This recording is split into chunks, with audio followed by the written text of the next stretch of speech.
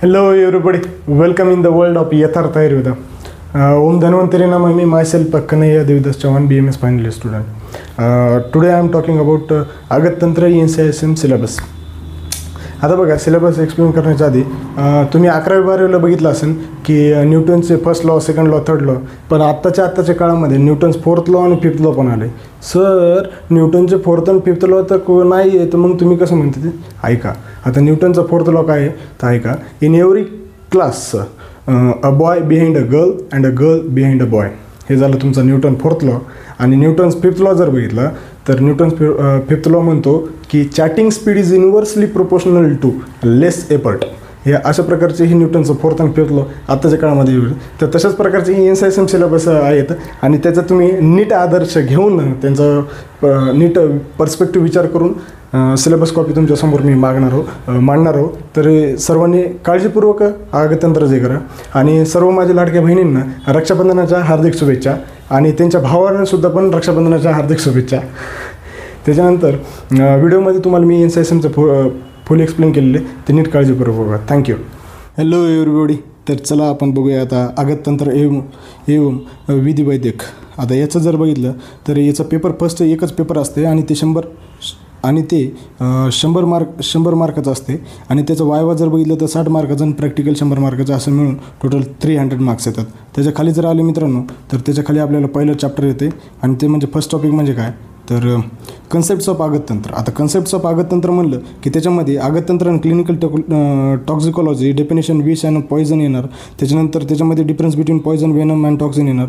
Mode of action येणार. त्याच्यानंतर विषवर्धक भाव आणि विष संताप भाव अशा प्रकारचे येणार. त्याच्या खाली जर स्क्रोल केलं तर सेकंड चॅप्टर येणार. आता या सेकंड चॅप्टरमध्ये आपल्याला विष चिकित्सा बघायची आहे. आता विष चिकित्सामध्ये आपल्याला diagnosis of poisoning in living and dead, चतुर्विशती उपकरण ही LQ येतं आहे मित्रांनो. Duties of medical officer in case of superficial ही एक येते. त्याच्यानंतर तिसरा जर टॉपिक बघितला तर विष आहार परीक्षा आणि विरुद्ध आहार असं दिलेले. तर याच्यामध्ये जर बघितलं तर सोर्सेस ऑफ एक्सपोजर ऑफ विष विथ कॉन्टेम्पटरी रिलिव्हन्स, विषक्त आहार परीक्षा अशा प्रकारचे येणार याच्यामध्ये. त्याच्यानंतर technique used in detection of Poisson's हे येणार याच्यामध्ये. त्याच्यानंतर जर खाली जर स्कोर केलं तर चौथा चॅप्टर येते आणि ते म्हणजे कोणतं तर गर्विष आणि दुष्विष. याच्यावर एक SQ आणि एक LQ फिक्स असते मित्रांनो. तर हे नीट आवर्जून करा. त्याच्यानंतर 5वा जर चॅप्टर बघितला तर विष उपद्रव आणि disease cause due to the exposure. आता याच्यामध्ये जर बघितलं तर याच्यामध्ये विष उपद्रव येतात, तर ड्रग इंड्यूस टॉक्झिसिटी येते, तर ऑक्युपेशनल हॅझार्ड येते. त्याच्यानंतर 6वा चॅप्टर जर बघितलं तर इन्व्हायरमेंटल टॉक्झिकॉलॉजी. आता याच्यामध्ये काय येते विषयुक्त वायू, जल आणि भूमी, effect of biological, chemical and nuclear warfare. तर याच्यामध्ये येणार टॉक्झिको विजिलन्स एक येणार. तर अशा प्रकारचं 7th जर चॅप्टर बघितलं तर डर्मॅटॉलॉजिकल मॅनिफेस्टेशन ऑफ विष और पॉयझन्स येणार.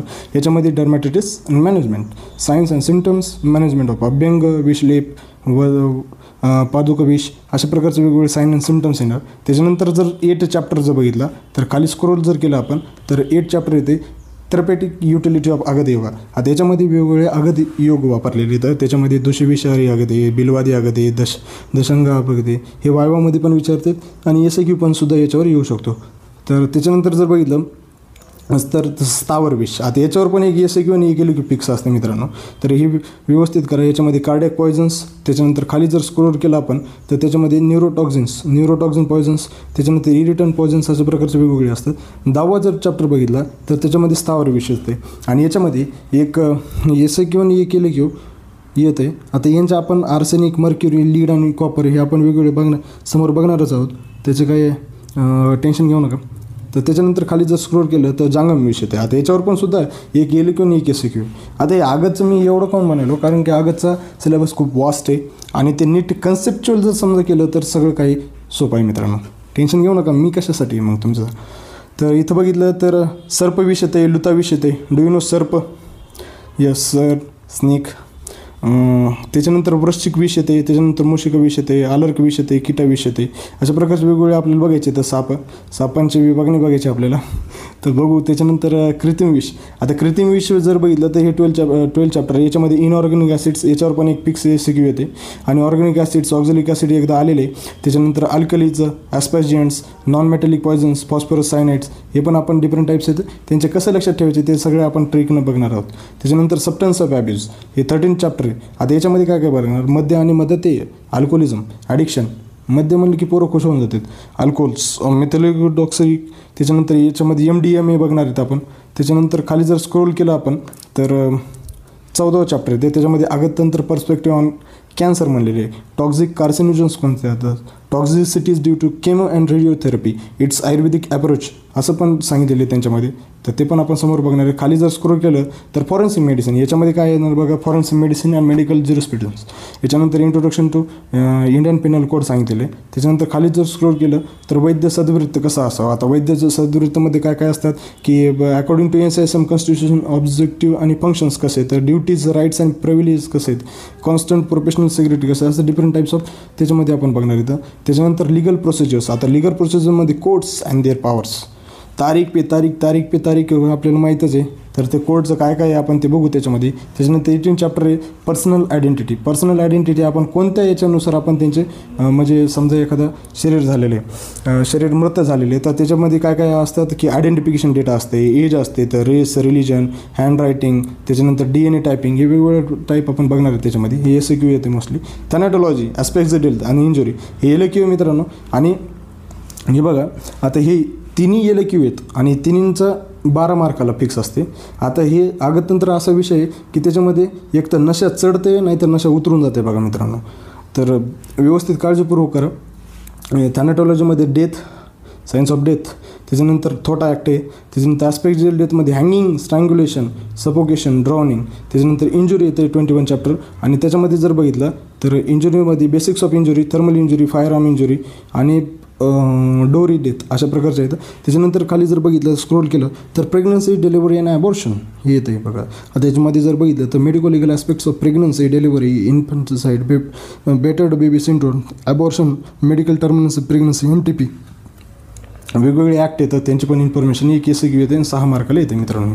त्याच्यानंतर सेक्शुअल अफेन्स हे पण येते. आता याच्यामध्ये हे 3 याच्यामध्ये rape, medico legal aspects of sexual offence येते. फॉरेन्सिक 24वा जर चॅप्टर बघितला तर फॉरेन्सिक सायकेट्री येते. आता त्याच्यामध्ये common symptoms associated with psychiatric येतात, ल्युसिड इंटरव्हल येते.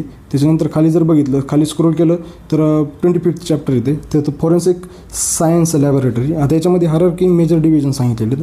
त्याच्यानंतर 26 laws, acts, rules and regulation, clinical establishment act सांगितलेले, आयुषनं कोणते ॲक्ट सांगितलेले आहेत. त्याच्यानंतर एवढे 26 आपल्याला होल 26 चॅप्टर येतं आगतमध्ये.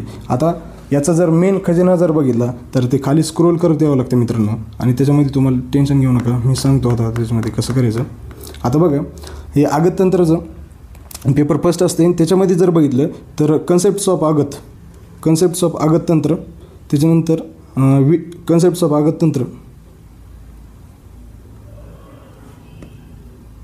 ऑफ आगततंत्र, विषचिकित्सा, विषयुक्त आहार परीक्षा, गर्विष नाही, विषयुक्त आहार परीक्षापर्यंतचं हे 13 मार्काचं आहे.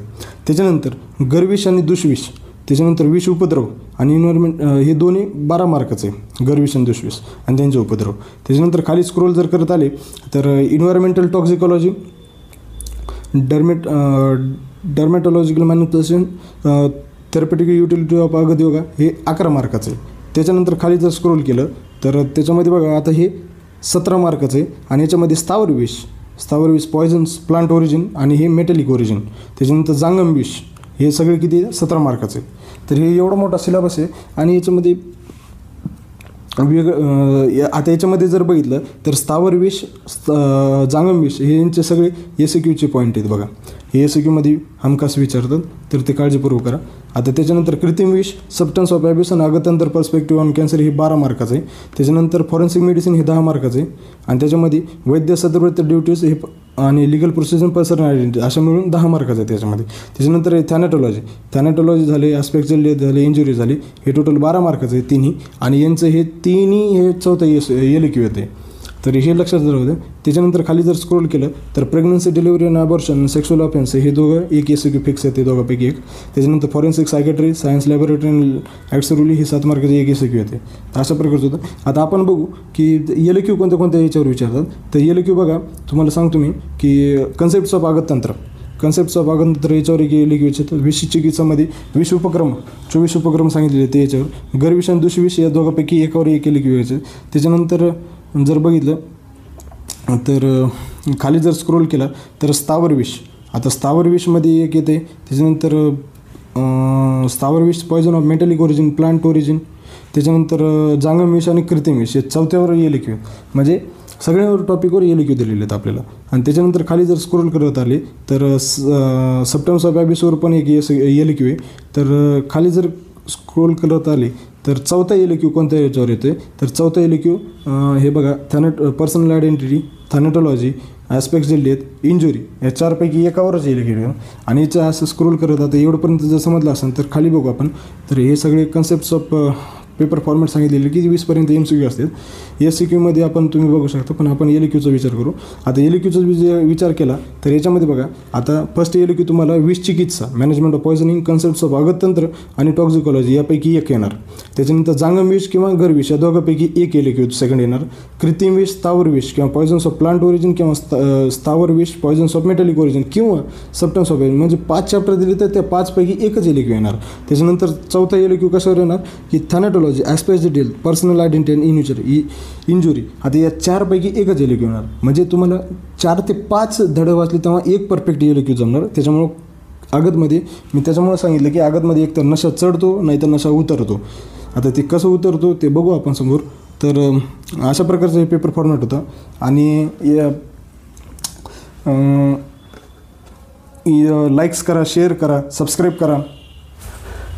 आय होप की तुम्हाला मी जे एनसायसनचं प्रिसाईज सिलेबस आहे ते व्यवस्थित समजून सांगितलेलं असेल.